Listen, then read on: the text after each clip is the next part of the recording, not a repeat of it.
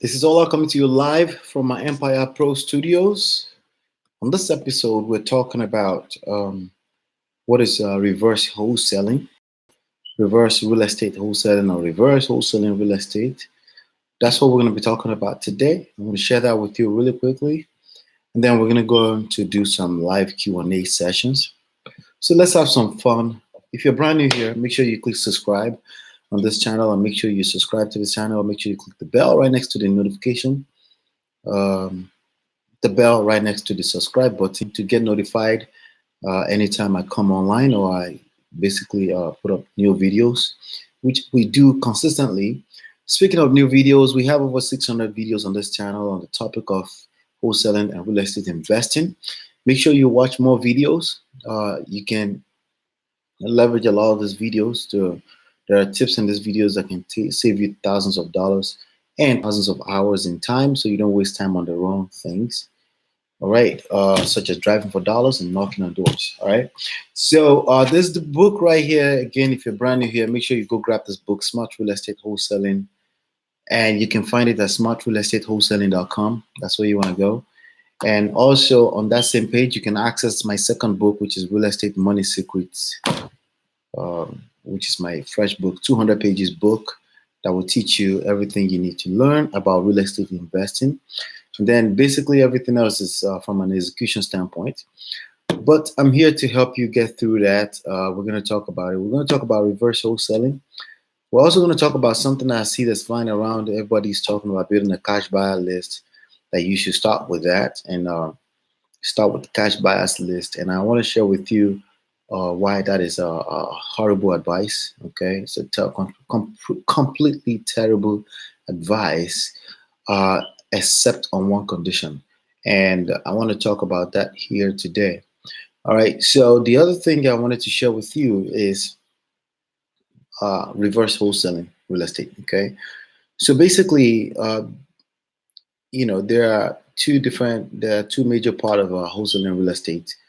But before I get into the two major part of real estate, you should know what wholesaling is, just in case you're brand new here and you're not familiar with the concept of wholesaling real estate.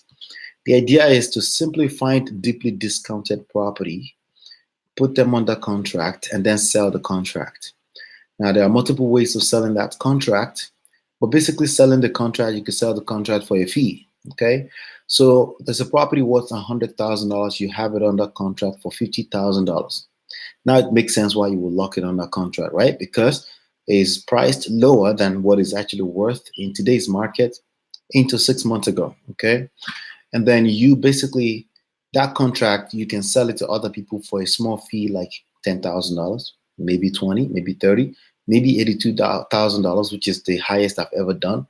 And it's absolutely doable. There are people doing $200,000 assignment fees out here. So if you don't know what all those things are, basically hang out here a little bit more, because it's a very lucrative business and you can make a lot of money without spending a dime buying a single property. You can just help people find deals, okay? Help people find this contract with a lower purchase price than what the property is worth. Then it makes sense for them to pay you a little fee to acquire that contract from you. I mean, who doesn't want a $200,000 home for $90,000? Does that make sense? That's the simple way I can put it. So basically, there are two major parts of doing that. There's acquisition, which is basically finding the deal, and there's disposition, which is basically finding someone to take the deal away from your hands with an exchange for a fee, okay? Which is basically what they call wholesaling fee, assignment fee, whatever you want to call it, okay? Basically, you're not selling the real estate, you are selling the contract that you are able to secure. And that's a fundamental difference between what you do when you're wholesaling real estate and what realtors or agencies or agents or brokers do. What they do is to actually represent the seller or the buyer, and they make a commission from the sales of the property. All right, so that's different from real estate wholesaling. All right, so now that we got that out of the way, reverse wholesaling, like a normal forward wholesaling, means you find deeply discounted property and then you sell it for a fee. You sell the contract that you lock it under for a fee. The flip side of that is you find a buyer first, and then you help that buyer find a contract. Okay. And a lot of people are actually teaching that these days. Okay. But it's called reverse wholesaling. You find the buyers first, and then you help them find a property. I am not a big fan of that. Okay. In the way I just said it, I am not a big fan of that. However, there's a little bit of something you can add on to it that will make me become a total fan of your operation. Okay. And I want to share that with you. It has everything to do with dealing with big data, dealing with a decent sample of data, and not just chasing after any one human being, either they're buyer or seller. Okay. It has everything to do with that. But let me break it down. Okay. So the original concept is basically you find a buyer, somebody who has labeled themselves a cash buyer, and then you ask them, tell me the criteria of what you're looking for. And they go, I'm looking for a property where I can make $40,000. And then you're like, okay, I don't know what that is, right? Or they go, you know what? I'm just looking for a property that's priced anything under $100,000 I'll buy, right? And you basically you go back into the marketplace on Craigslist, you go to other wholesalers, you go on the MLS, you go on Zillow, you go to for sale by owner listing website, and you start looking for properties that are priced under $100,000. And then you found one, it was priced at $80,000, and then you turn around and you decide to speak to Gabe. So you say, Gabe, hey, Gabe, I found a property for $70,000. And then Gabe looks at the property and he says, I don't want this property, because Gabe has done some homework and realized that, yes, even though it's priced under $100,000, it doesn't fit the kind of ROI that Gabe is looking for. Why? Because you approached Gabe and you said, hey, what do you want? And Gabe gave you a number, anything under $100,000. Gabe forgot to tell you that location matters. Okay. Gabe forgot to tell you that it needs to have a certain amount of repair under a certain amount of dollars, right? And Gabe did not share any one of those things with you. But basically, what you find is that you're going in circles and you're disappointing yourself, but you're also disappointing Gabe and you're disappointing your business. All right. So let's fix that right now. Okay. Whenever somebody tells you, I just need to be able to make 40 grand, that's incomplete information. That's number one. Whenever somebody say, hey, any property under $100,000, I'll pick it up, that's incomplete information. Chances are they're lying. Okay. They need to be able to give you a number relative to a location value. Okay. So they may say, hey, if they go and say, hey, I'm buying anything in in Berkeley Heights, New Jersey, as long as it's lower than $200,000. That sounds a little bit better, because that $200,000 is with respect to the location. Now, that is probably still missing a few information, because a whole city or a whole town is more than 1 mile radius in any given time, right? So, but it's closer, is at least better, is with respect to location. Okay. So there's a lot of wholesalers roaming around and falling into that pitfall where they go talk to quote unquote cash buyer, and the cash buyer tells them what they want. They go waste a bunch of time looking for something for that cash buyer, and then they find out the person doesn't really want it. Basically, you end up being a cash buyer employee. That's not what it is to become a wholesaler or a professional real estate investor. That's not how to become one. You definitely don't want to put any cash buyer on any pedestal, because they will fall off as usual. Okay.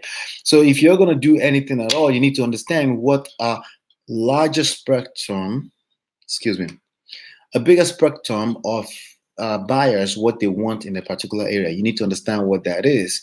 And you basically need to find properties with that criteria. That way, you're not putting anybody on a pedestal. Does that make sense?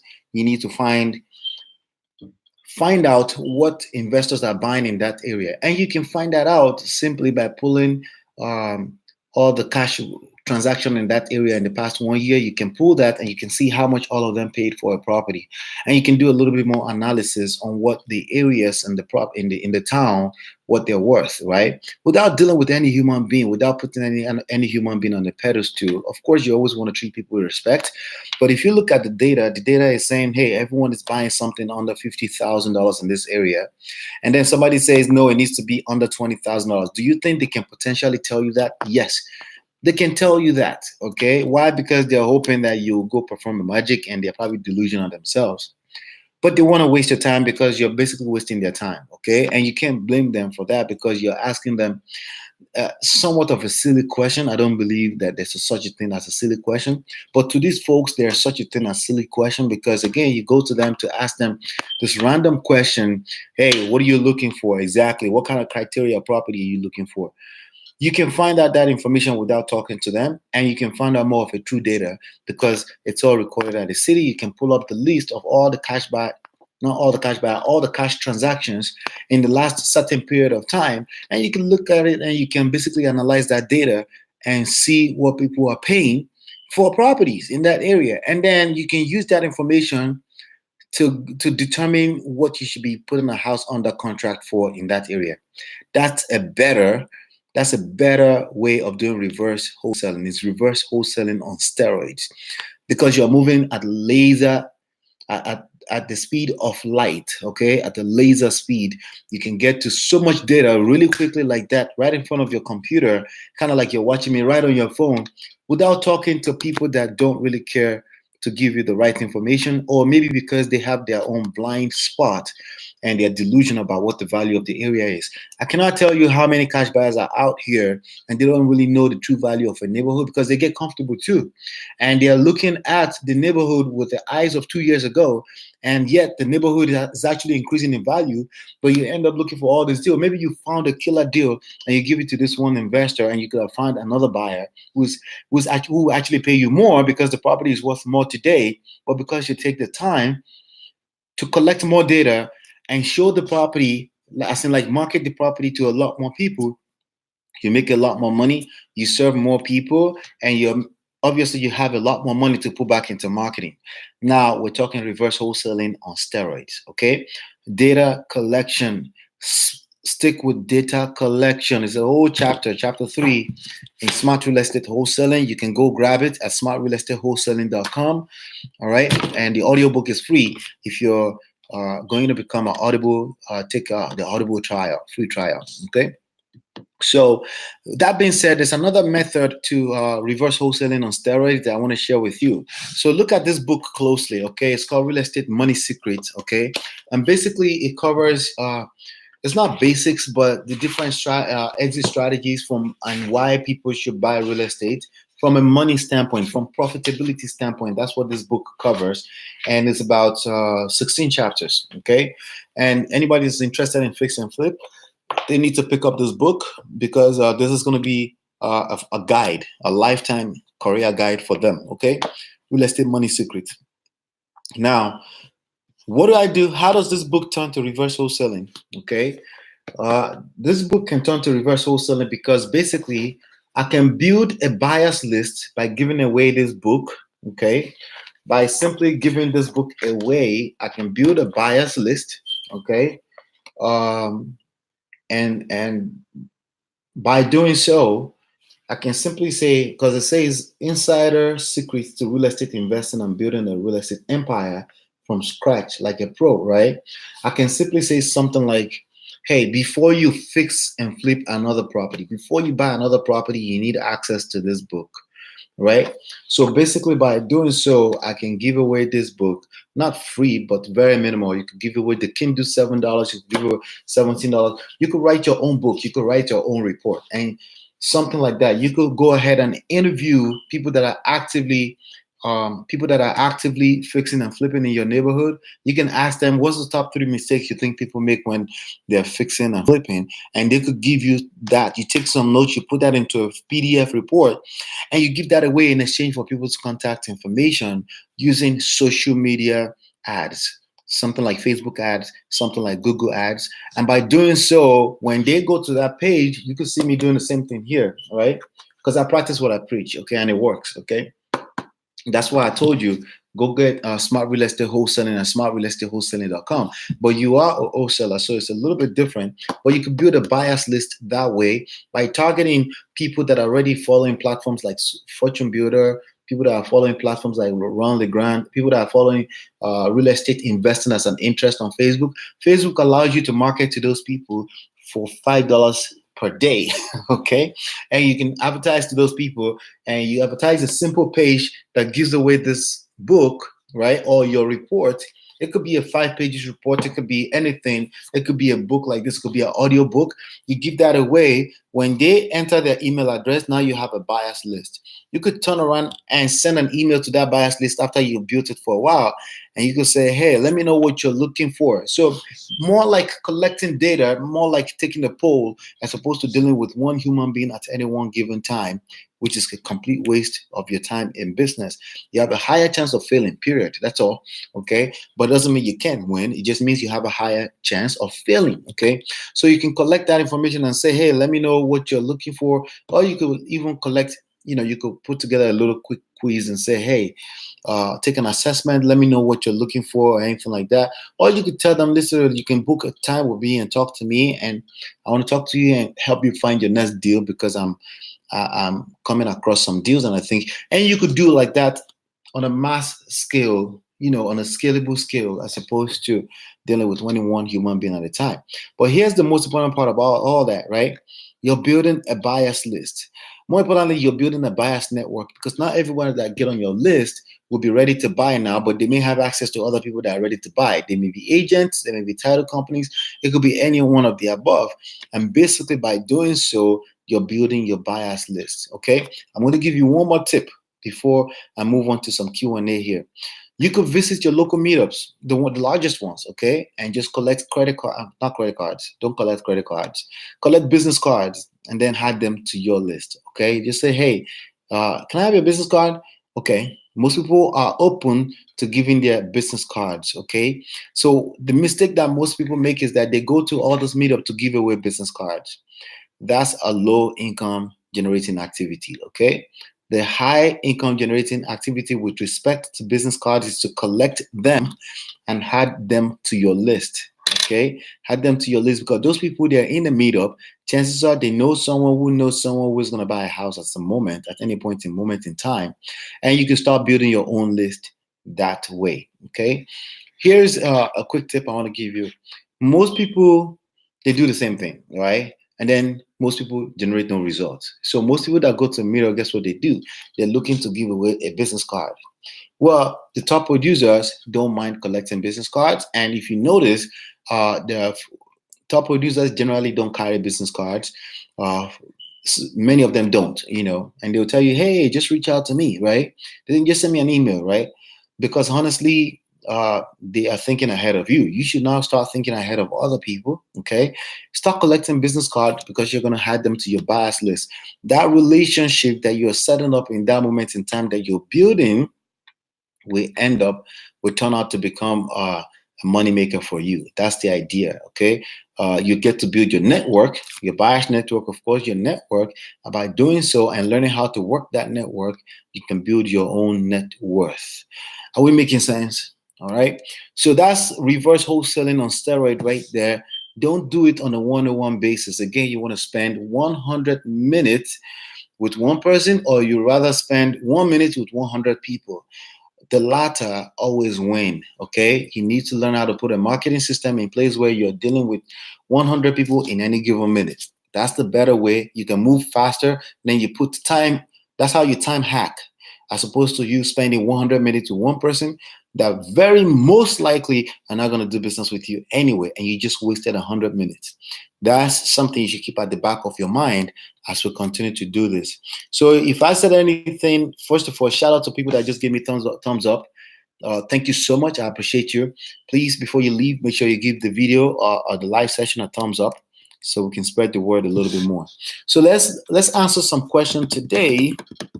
Let's use that as a time burner. Let me see here. Let me see if there's a way we can maybe we can actually try to make one call. No. We're not gonna do that.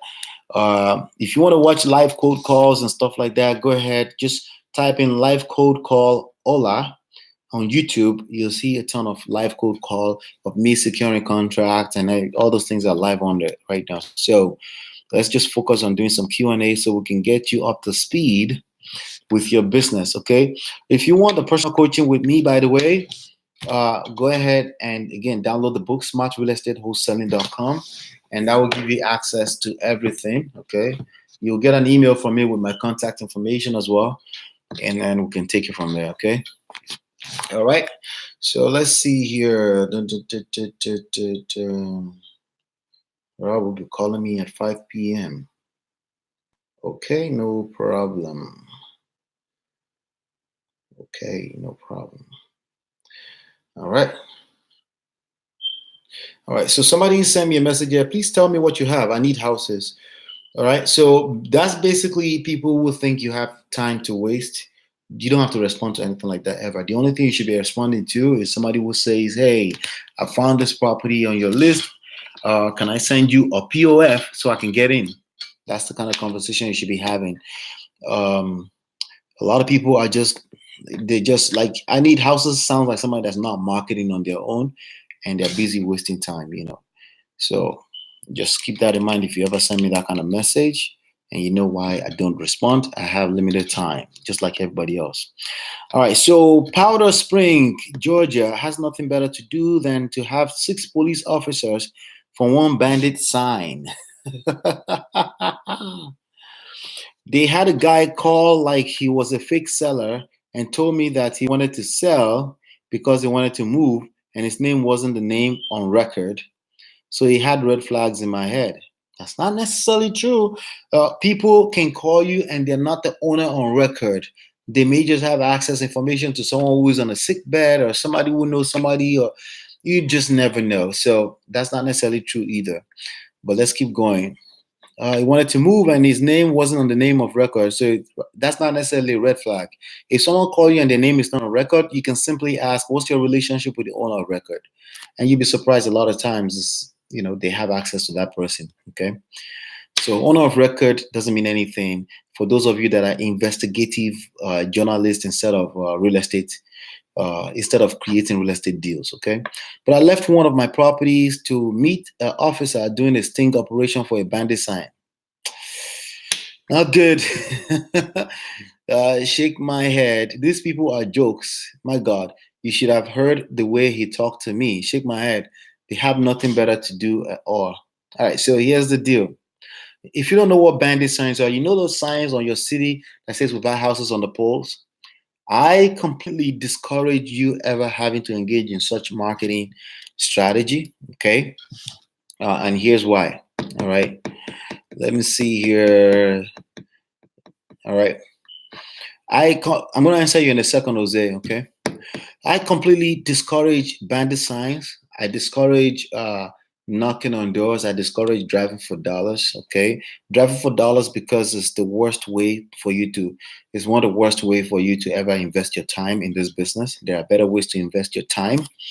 That doesn't mean it doesn't work. There's a few people that are very quick to tell you, oh yeah, I closed my first deal. That's not what I'm talking about. I'm talking about efficiency, your time. What is your time worth, right?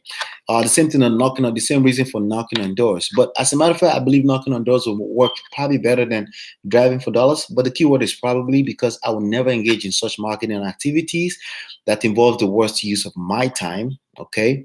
But I say probably better because you're actually talking to people. With driving for dollars, you're not talking to people. You're collecting data one after the other every 10 minutes that you could have collected 1,000 of them online without leaving your house. So it makes no sense. And never mind that they tell you get to a better list than other people. No, it's a lie as well too, okay? All right, so that's that. Now, bandit sign is another strategy that I've actually personally made hundreds of thousands of dollars from, okay? But here's why I discourage it. I don't like the idea of looking over my shoulder or engaging, like he said, cops that have nothing else to do, okay? And they are out there. Basically, it's against city violation, okay? City code violation in most cities. Basically, you're doing something illegal when you put those signs on the pole. So, but you can actually, there's a legal way today to actually do that. Okay, there are legal ways to use actual marketing platforms where you can actually get a lot more eyeballs to see your ad. There are legal ways to do that today using Facebook ads. So, but putting it physically on an electric pole in your city is against city code violation. Sorry, it's city code violation. It's against the city code, and it's just not my idea of doing business. Where I have to lose my freedom, looking over my shoulder, or I get a call. I'm not suspicious that it could be somebody trying to pull a sting on me, right? Um, and naturally, if somebody calls me about property, I'll respond to them, even if they're not the owner of record. They could be the daughter, the son, the cousin, it could be anybody, right? But now I'm scared to answer because it could be a cop. You see, that's a very bad position to be in. So that's what binding signs are, and I've been warning people about this for a while. But clearly, some people are still preaching it, some gurus are still preaching it, and that's sad. But let's see some of the comments that some people are saying. Somebody says, I mean, it is illegal, right? It is illegal. Then somebody says, so is downloading free music. That's not true. You can download free royalty free music. Okay. So is downloading music. Well, because you can download free music doesn't mean it's not illegal. Now, I'm not a big fan of telling people what's illegal or what's not legal. I'm not telling you to not do it because it's illegal, because I'm not a lawyer. I'm telling you because it's not the best way to do business, where you have to look over your shoulder every second. Okay. Somebody said, we're really about to have a victimless crime debate. Okay. I mean, again, you're worried just the same way people that are worried about legalities, you are worried about if the cop is going to be calling you about the bandit sign and there are better ways and more efficient, effective way to market, why not just focus on learning the game properly and learn how to market? Why engage in a debate either for or against? If it's borderline, it's going to be trouble for your business. Don't engage in it. Don't just do it. Just avoid it. See, in America especially, free enterprise is absolutely legal. Okay. However, there are FTC guidelines. There are all kind of guidelines that you should be within. Okay. But they don't stop you from making money, because they actually love you to make money, because they are your silent partner at the end of the day.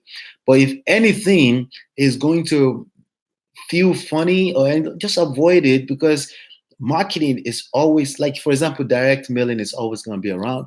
Cold calling people to offer to buy their property is always going to be around. I'm not saying cold calling for sales. That's a little bit different. Okay. um cold calling, direct mailing, online advertising, digital marketing will always be around. Okay. So learn this stuff, learn how to do these things, and learn how to come up with the resources you need to do them. And then you will have a lot more peace of mind. Okay. So let me see here. Jose, let me answer your question real quick here. To get started, I'm utilizing your methods of finding buyers from 3 pillars, then posting homes I find to this method, such as Meetup, Facebook, then building my buyers list from there. Okay. Well, that's awesome. That's good to know. Also, using these methods from 3 pillars, do I still need to talk with these buyers? I'm building on my buyers list, what they specifically want, and just keep posting properties and see who wishes to buy. Just post your properties on the forums, and only talk to people that ask you quality questions, people that are absolutely interested, provided you already know how to evaluate a deal and you already know for a fact that this deal makes sense. And you just post it and talk to people about what you know. And sometimes you may not have enough information about the property you post, and they will try to intimidate you by saying, hey, it doesn't need septic, or well, I'm not sure if it needs septic. I can find out that information for you. I'll let you know. It's okay if you don't know, and if it's okay if you find out. And sometimes your seller won't even know. You say, I don't know. You're gonna have to buy as is.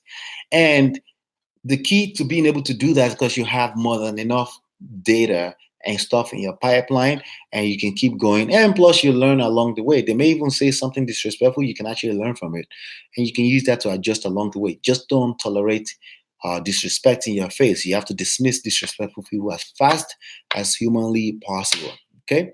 So talking to each specific buyer and what they specifically what seems, yeah, that's not That's not ideal, and that's what I covered earlier in this session. It's not the most effective or efficient way to use your time.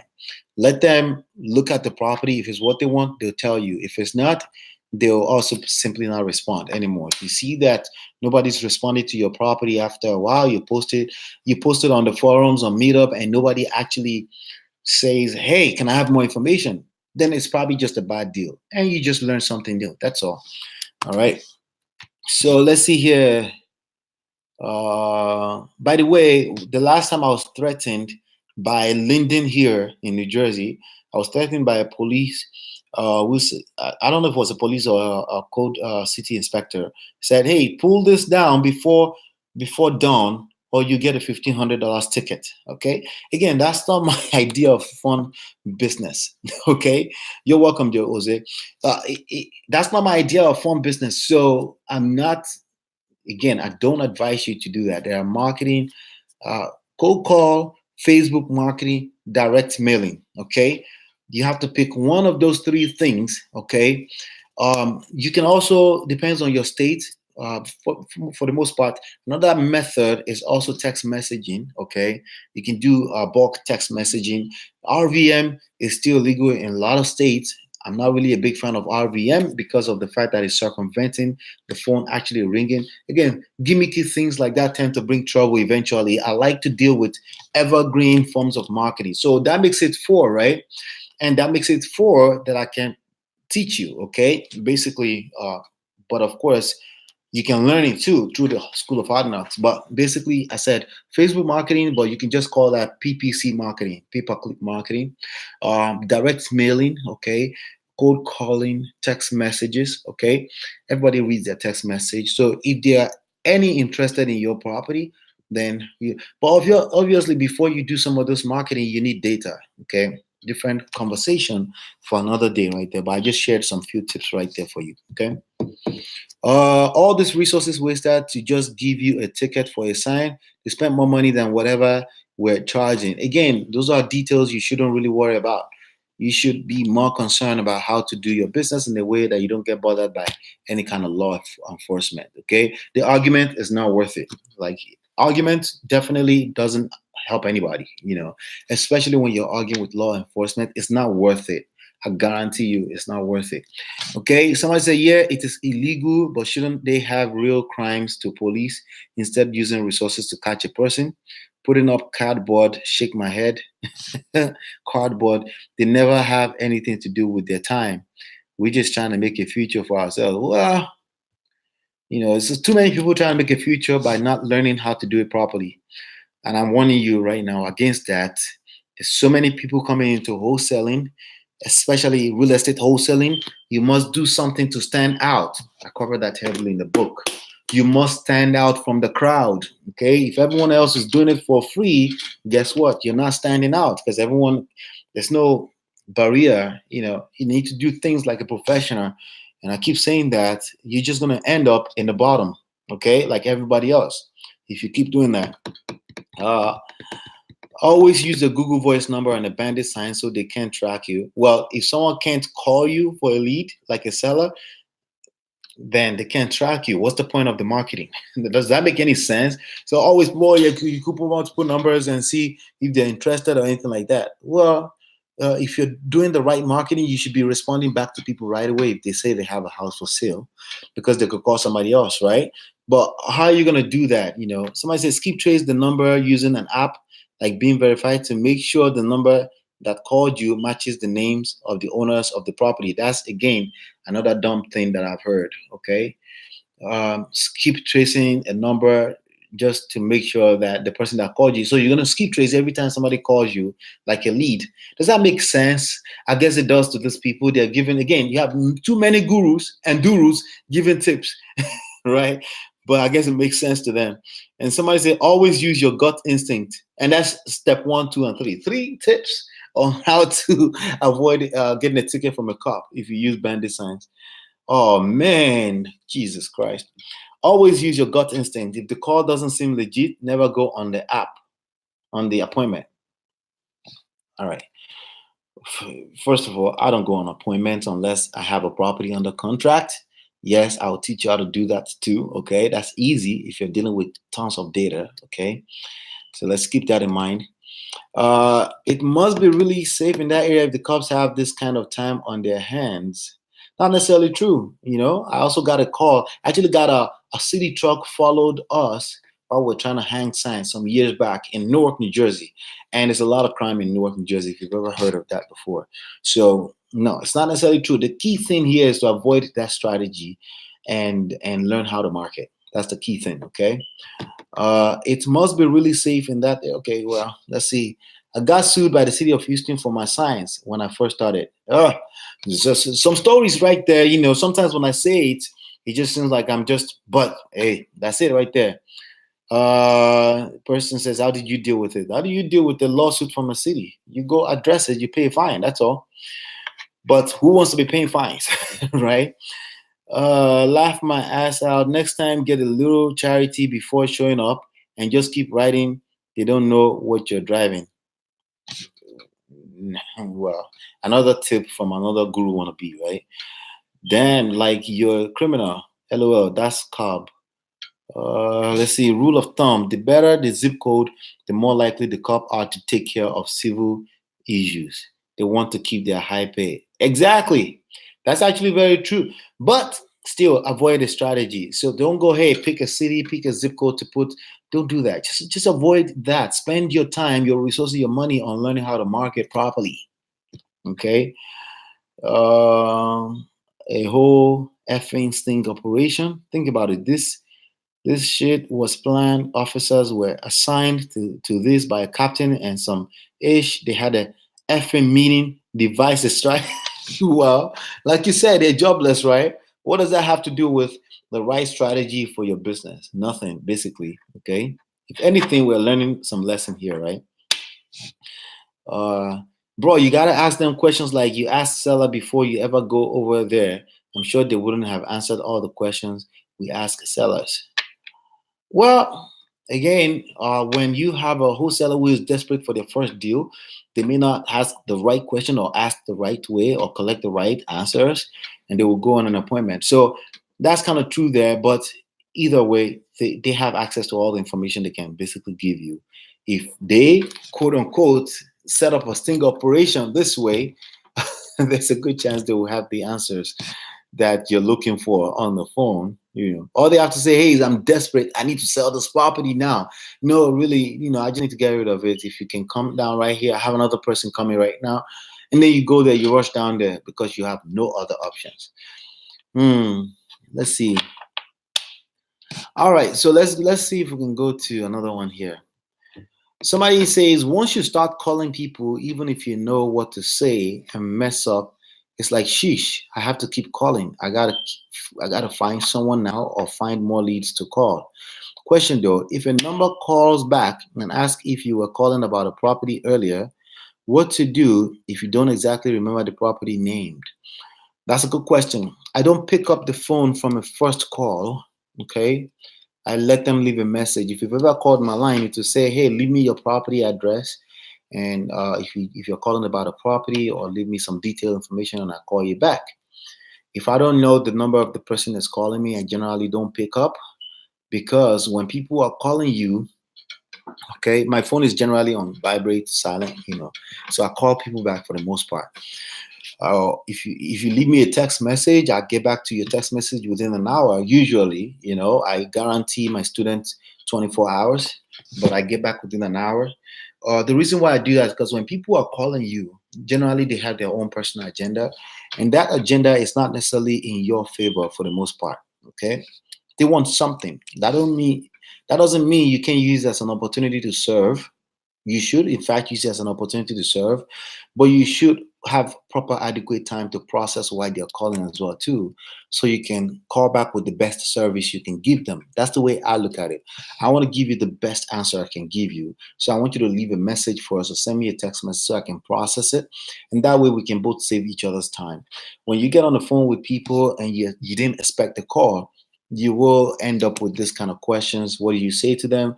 Do you have the information? So generally, don't pick up. And this is the point where you should be, in fact, in using You should be, in fact, using a Google Voice number, a call rail number, something like that, to collect voicemails before you call people back. And you should have a lot. If somebody calls and leave a message, listen to the message as soon as you can do that and call them back accordingly. So that's my solution to that. So I generally don't pick up a call that I don't know who is coming from. Okay. Uh, some people may have offices where they can see who is calling about what lead. That's possible, but that's a bigger operation. But it's not necessarily either. It's not necessary either, because this is technology age. You don't have to have such operation fancy. You don't have to. Okay. So if you don't exactly remember the, okay, so it's not a matter of, you shouldn't be able to remember the name of a number that's calling you if you're dealing with enough data in your business. If you're able to remember the name of a person calling you, you don't have enough data in your pipeline. You don't have enough leads in your pipeline, and there's a very high chance you're gonna fail. Just in general in the business, okay? So to what should the response be when they ask if you're a wholesaler?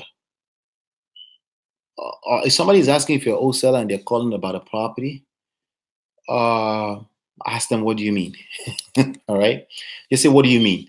If they say, are you looking for a property, you can put on a, if they're asking a question they know way too much, and you probably can't serve them in that way. So now if you say, what do you mean, like, are you a wholesaler? Well, no.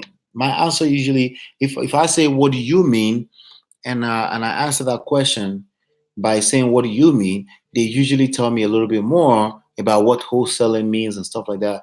I'm like, oh, well, not necessarily. I'm an investor, and it depends on a case by case. Okay. And I always say that, and they usually go ahead and tell me more information about why they're calling. That's when I call back, by the way. Okay. So, but generally, that means somebody who knows too much. And the way I will handle that is the same way I handle everything. Basically, give them the value that they're looking for.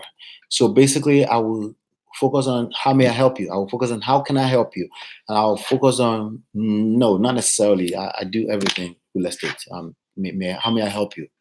Oh yeah, you called about my property. Oh yeah, I was interested in the property. I think this is the property at so address, right? If I already retrieved the information, if I can't find the information, which happens a lot, right? I'll be like, can you give me the property address? If they're not willing to give me the property address, it's not worth it. Just get off the phone as soon as you can, in a nice manner. Get off the phone, or you can say something. Do you have any other property you need to get rid of? You have any property you need to offload, right? And use that exit line right there. And most answers are going to be no. Sometimes you'll find a deal from that. Okay. What should and also any advice for cold calling? Did a few today. Talk to a property manager. Some lady who said I had the wrong person number, and then that call back who rushed to hang up after they discovered I was a wholesaler. If somebody discover that you are something, whatever it is, doesn't have to be wholesaler, and they decide to hang up, it just means you can't serve them. And actually, you may have served them some value by letting them go. You have to learn how to let go as fast as humanly possible. And I know that's difficult if you don't have enough data in your business. Okay. So that's very difficult if you don't have enough leads in your pipeline to let go. So in order to make it easier for yourself to let go, learn how to market. Have lots of leads in your pipeline, and that's easy and cheaper way of building business, in my opinion. Okay. Let's see here. Somebody was answering him, say, as far as them asking if you're a wholesaler, you are an investor. Fact. Ideally, you want to find properties that you can flip or buy and hold as renters. Not all properties fit your criteria for those. In those cases, wholesaling is one method that you use to still make the deal a win-win for all parties. All right. So I just won't explain all that to them. Okay. I won't spend my time on a person that's skeptical already. Okay. All right. So somebody say, okay, the point in making an appointment is that if it's potential deal, I get it under contract, right? But she is stating Craigslist is listing all info, but the only thing on there is the asking price. Appliances that she is including. My question now is, when I call, how do I navigate the conversation towards meeting in person? I don't want to be pushy. Oh Lord. All right. Newbie question, people that have not gone through education, proper education. Okay, that's what that is. All right. Newbie question, people that have not gone through proper education. Basically, I can tell when somebody has just taught a bunch of wholesalers how to go on Craigslist and find deals. Usually, our lines get bombarded with a bunch of wholesalers. And that's why I'm looking on the side a little bit. Okay, so this was the message. My name is blah, blah, blah. Me and my business partner are local investors and ran across your ad. I'm very interested in learning more about your property. Are you available this Saturday for a showing and to talk? So, and the answer from that person says, "Hi, I believe you had all the information that you need on Craigslist. If you need additional info, call me." I mean, it doesn't really make any sense. You don't text people so you can come see their property randomly. You text them without talking to them at all. Again, you need to talk to them. Okay, you need to learn how to prospect properly. Prospecting involves a phone call. You call people, they pick up, or they call you, or you can say, "Hey, can you call me? I need more information about your property." You could say stuff like that.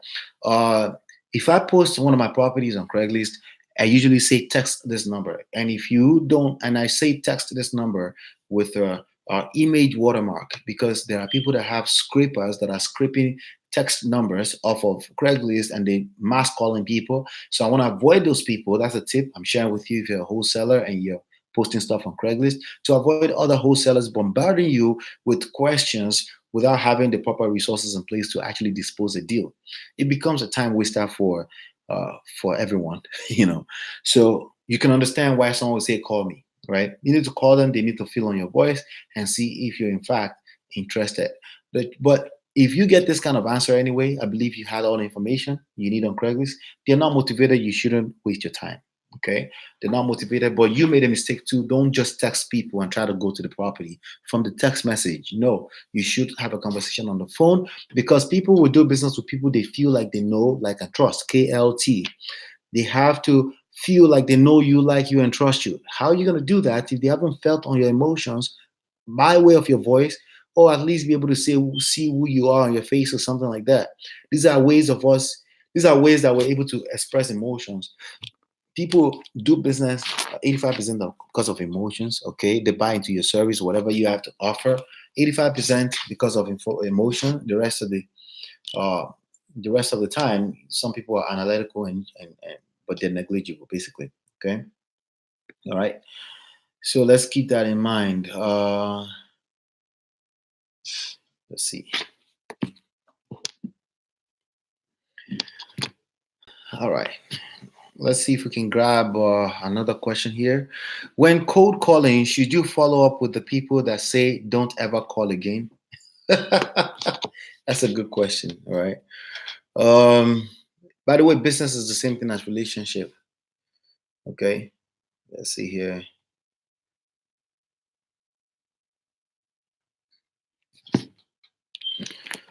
All right. So business is just like in relationships. Somebody said they don't want you anymore. Learn how to let go. Okay. Have some options. Have some self-respect. How about have some self-respect? Okay. Self-respect enough to know that you are worth thousands upon thousands of leads that are waiting for you to call them, as opposed to chasing after people that say no. So that's one aspect of it. Now, I do believe in follow-up. Okay. And we do a lot of follow up here, indefinite follow up. If they say do not ever call again, however, they are marked as do not call on my system across board. Okay, we don't want to do. If somebody would alter a statement, "do not ever call again," that's not simply not the kind of person I want to deal with in my life. That's all. Okay, simply not. Especially considering that I have options. I have 300,000 more houses to call. It's not worth it. Okay. All right. It's not worth it. Now I'm looking at somebody answering them and say, "Yep, touch them in different ways, like the senior." Why would you waste your dollar on people that say, "Do not ever call me again"? I don't understand. The only reason why people say it is because they don't have enough leads in their pipeline.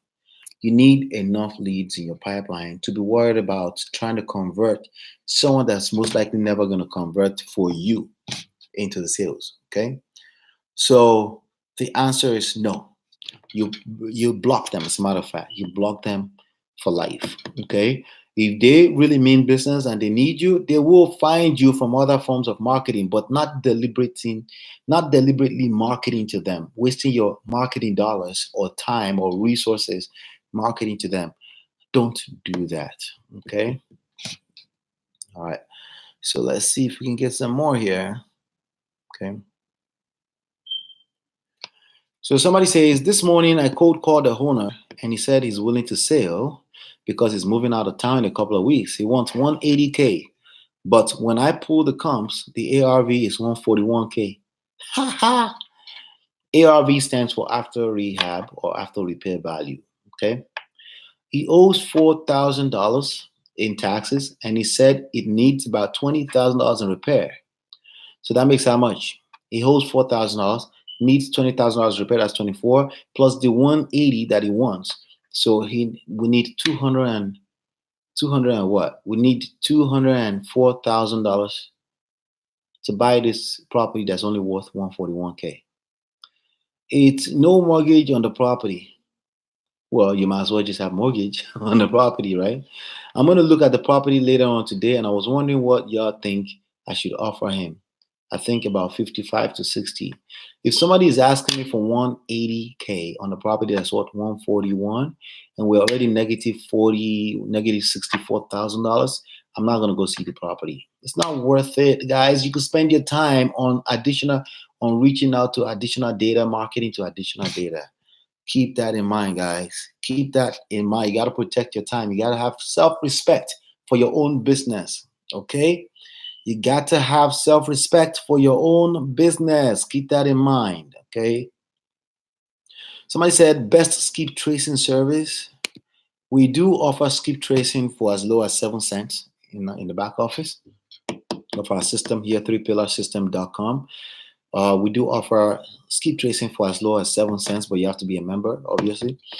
Let me see what they're offering here, or the different answers here. REI skip is a good one. REI skip is probably like 20 cents. Like I said, for as low as 7 cents. Nothing close to 20 cents. Let's see here. Use promo code 135 addresses for $24. Okay. Anyway, let's keep going here.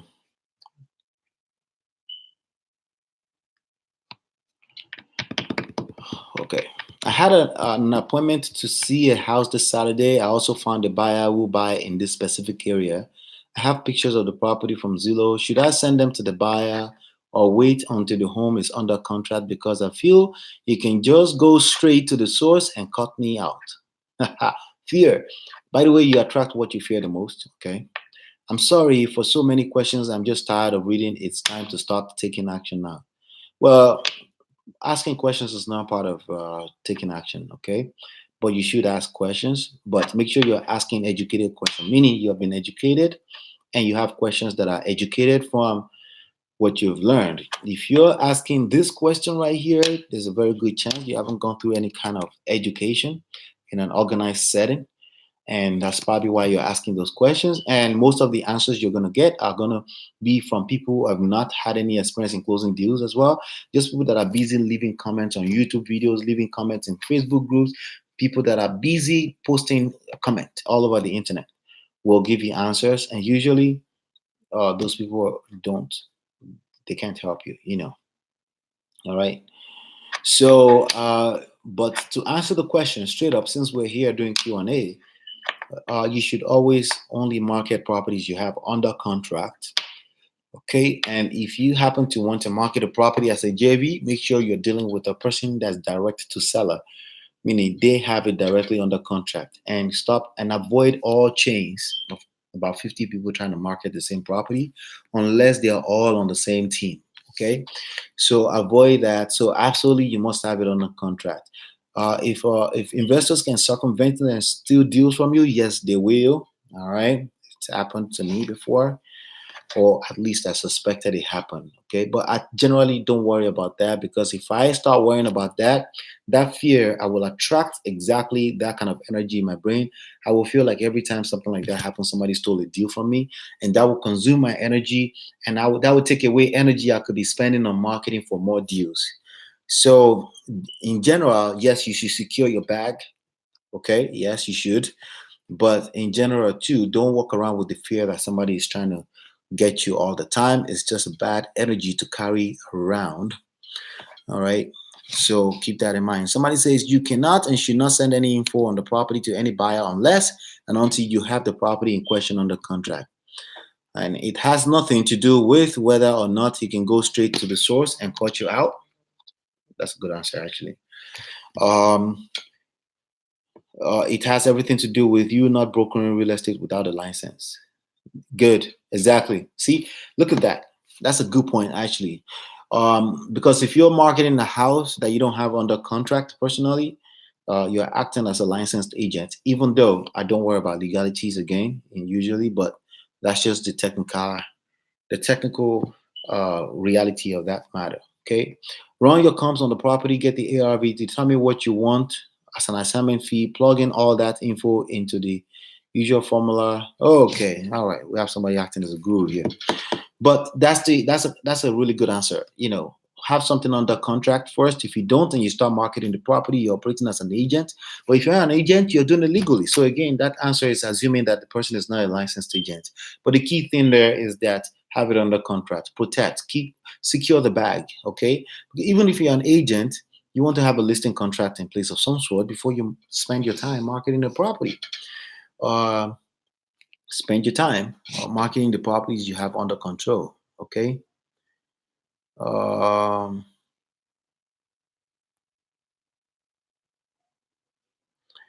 has anyone used a drone to prospect for houses to buy, looking for signs from the sky of neglect? Oh Lord.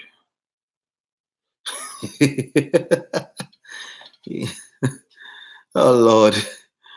No thanks. Somebody said no thanks to some people. They're making it tougher out here for you AV hobbyists. But as long as you're keeping to FAA regulation, you should be okay. Oh no. This is, yeah. All right. There's a lot of people overthinking the business. Essentially, it's either they're overthinking it or they're not even thinking at all. It's okay. When something is hot, everyone wants to partake in it. That's okay. All I'm asking you, if you're watching this session, is become the professional. Rise above the dirt at the bottom. Okay, by educating yourself. Okay, educate yourself enough that you have so much value you're giving it into others and helping other people rise. Okay, but the truth of the matter is, majority of the people will end up in the bottom. They will never close a deal simply because they don't think they're worth betting on or investing in themselves. Okay, so just keep that in mind. If you think you're worth betting on yourself and investing in yourself, you will make lots of money in this game, provided you're taking action consistently, of course, right? So that's just how that works. In the meanwhile, let's get you going. Okay, if you're brand new here, make sure you subscribe to this channel. Give the video a thumbs up. I really, really appreciate that. And go grab this book. Go cap this book at smartrealestatewholesaling.com. The audiobook is free if you're taking the free trial of Audible, but it's also available in paperback, Kindle, or any version you prefer.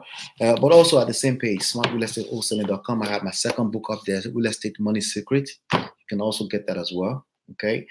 And with that being said, hopefully you've been enlightened and educated.